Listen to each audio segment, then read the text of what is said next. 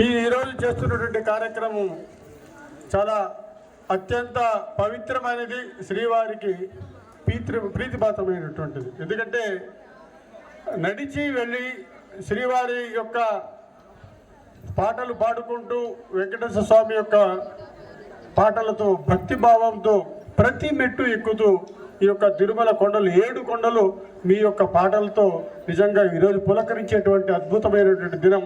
ఈ యొక్క కార్యక్రమాన్ని సారథ్యం వహిస్తున్నటువంటి తిరుమల తిరుపతి దేవస్థానం యొక్క దాస సాహిత్య ప్రాజెక్టు వారికి ఎంతో కష్టపడి, ఎందుకంటే ఇంత వేల మంది గుమిగూడాలంటే చిన్న విషయం కాదండి. ఎంతో వ్యయ ప్రయాసాల కోసం నిర్వాహకులు చేస్తారు. అంతేకాకుండా సైక్లోన్ తుఫాన్లు అయినా, ట్రైన్లు క్యాన్సిల్ అయినా, బస్సులు క్యాన్సిల్ అయినా అందరూ శ్రమ కొరిచి సరైన టయానికి ఇక్కడ చేరుకున్నారు. చాలా ఆనందదాయకమైనటువంటి విషయం.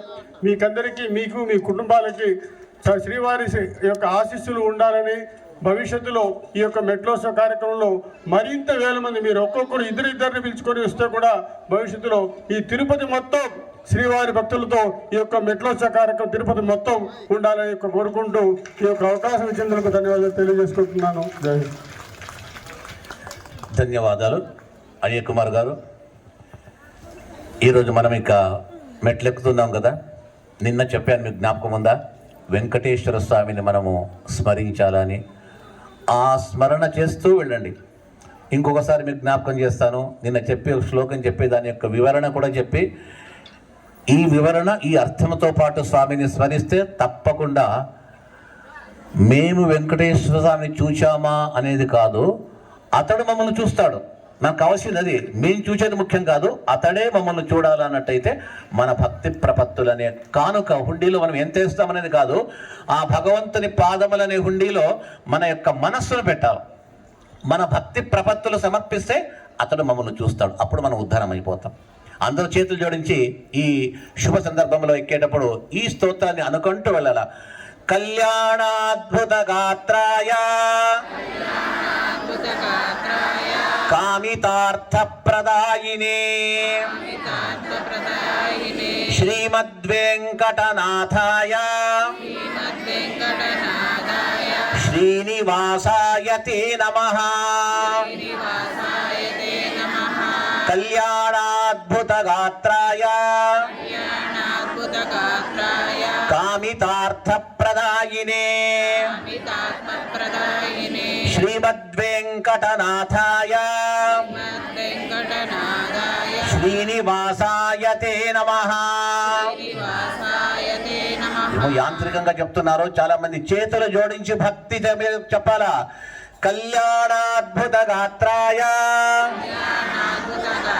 అతడు యుక్తుడైన వాడు, కూడి ఉన్నాడు. అద్భుతమైన గాత్రము, కామితార్థప్రదాయినే, కోరిన భక్తులు కోరిన కోరికలను నెరవేర్చువాడట. శ్రీమద్ వెంకటనాథాయ. వేమంటే పాపములు, పాపములను దహించే శక్తి ఈ పర్వతానికి ఉంది.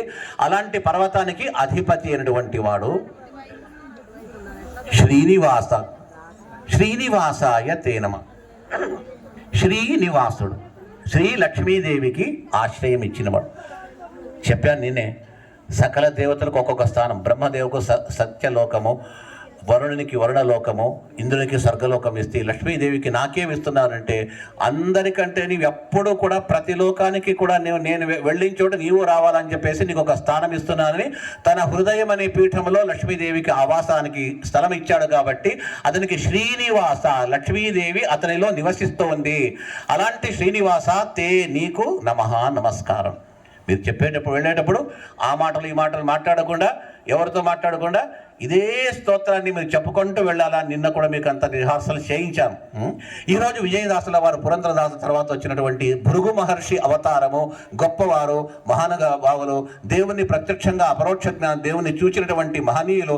అటువంటి వారి ఆరాధన, వారిని గురుస్తుతి చేయండి. అజ్ఞాన చిమిరచ్ఛేదం